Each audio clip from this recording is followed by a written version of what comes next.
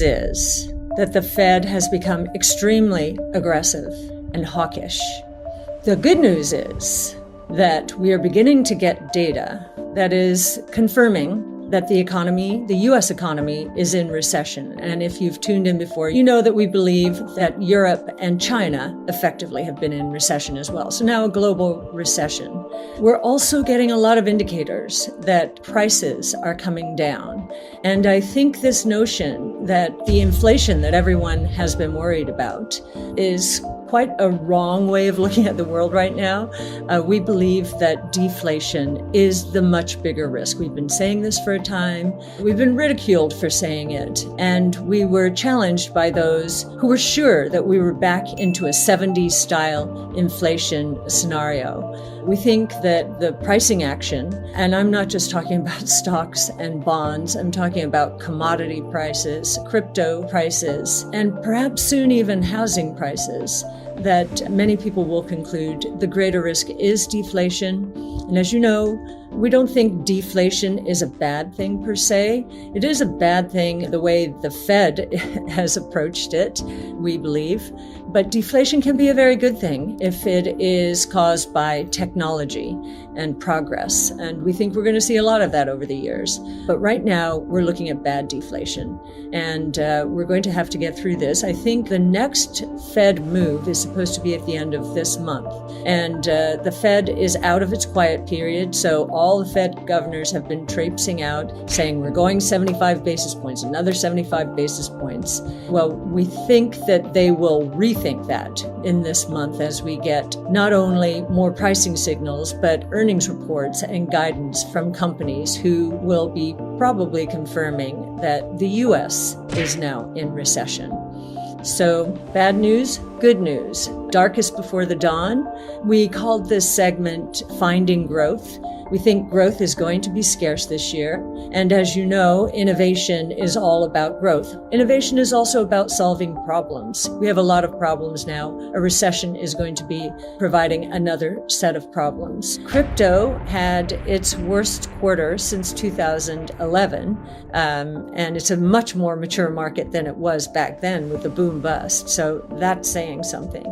The S&P down 20% year to date, NASDAQ down roughly 30%. So the stock market has not seen a worse year to date since 1962. And that was when the Cuban Missile Crisis took place. And then what happened after that is we ended up in the Great Society, guns and butter, and inflation took off. But first, the stock market was a barn burner. It was very hot from 62 to 66.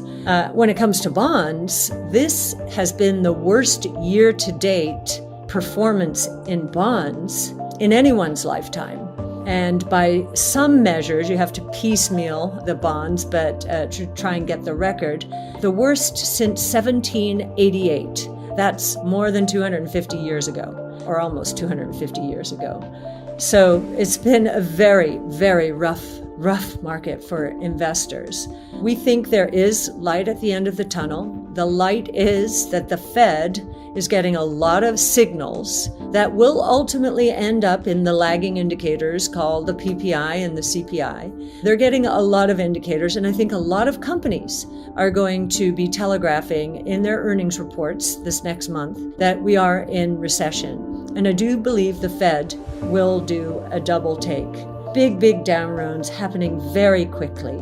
He repeated what he said in Jackson Hole, essentially. They're focused only on prices. Now, they have a dual mandate, employment and prices. Frankly, I'm happier that they're focused on more of a price rule, so that's good. But I think the reason for the pivot is going to be a massive amount of deflation in the system. It's already here. If you look at commodity prices, the gold price, for example, it actually peaked in August of 2020, and it's at the lower end of a 2-year range, while copper has broken down, oil is breaking down, lumber has crashed, iron ore as well. Freight rates out there are suggesting that the supply chains are loosening up quite significantly. The rates are coming down.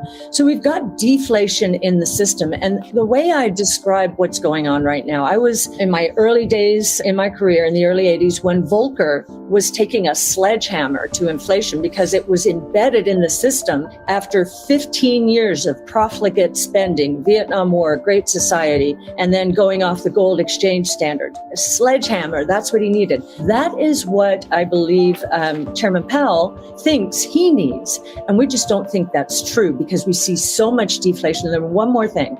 We also see a massive inventory overhang around the world. You've got Europe in recession, China in recession effectively.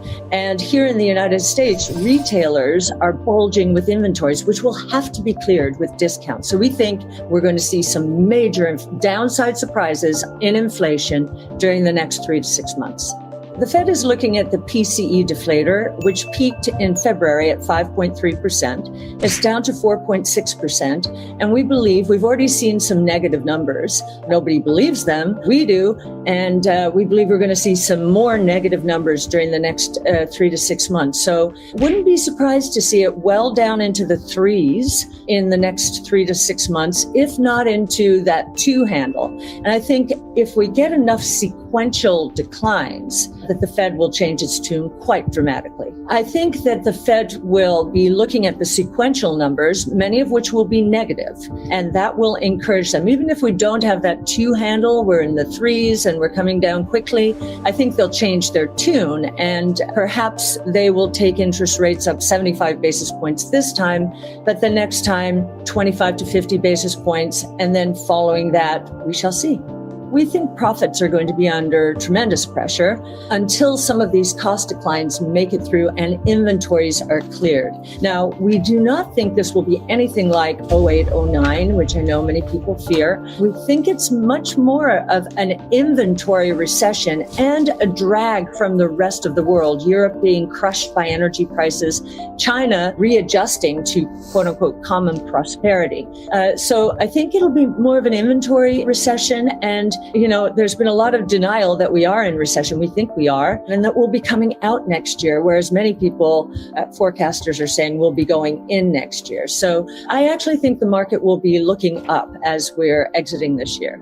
We do think there's been some labor hoarding in here. The employment numbers have looked strong. If you peel the onion a bit, the underbelly of employment is not strong, with household employment essentially flat over the last 4 to 5 months, which includes a lot of small businesses. That's where we see a lot of the pain right now. But the labor hoarding is because companies couldn't get labor during the supply shock and the COVID. And so now that they can, they're holding on a little longer than I think they would normally. I'd be surprised if we go all the way to 6%. I do think the inventory recession will be somewhat sharp and will take the unemployment rate up, but I'd be surprised to see us get all the way to 6%. Our strategy has been hurt very, very much, as have most growth strategies, by the fears associated with inflation and higher interest rates. And as I mentioned, we think that's going to turn around. We see the growth coming out of these 5 platforms. These are 5 innovation platforms. These are exponential growth trajectories. And we faced a lot of COVID-related comparison issues in stocks like Roku, Teladoc, Zoom, and so forth. So there's been a lot of confusion on very short-term indicators in the market, but the explosive growth is there. It has happened, and we think it's going to continue. We see that in the global public equity markets, truly disruptive innovation, which is all we focus on, is priced at roughly $8 trillion in value in the markets today.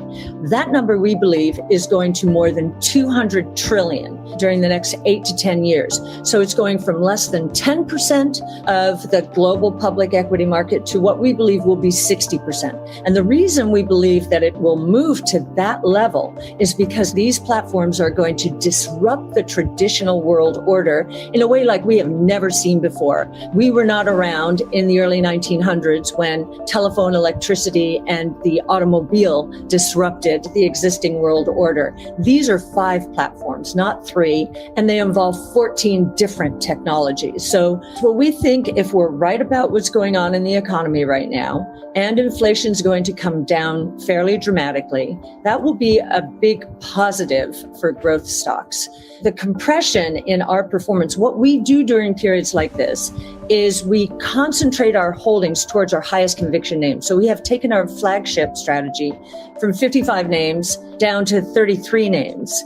We did the same thing during COVID, but that was just a 1 month worth of pain, and it was awfully painful over a month. And from the lows in COVID, we moved up in the span of less than a year by 360%. So that was probably, ahead of its time. We've corrected tremendously. And now we have many what I would consider deep value stocks if you give us a 5-year investment time horizon. But I will say now that the 2-year Treasury and the market itself has priced in at least 4 interest rate hikes, this possibility is priced in the equity markets too, increasingly.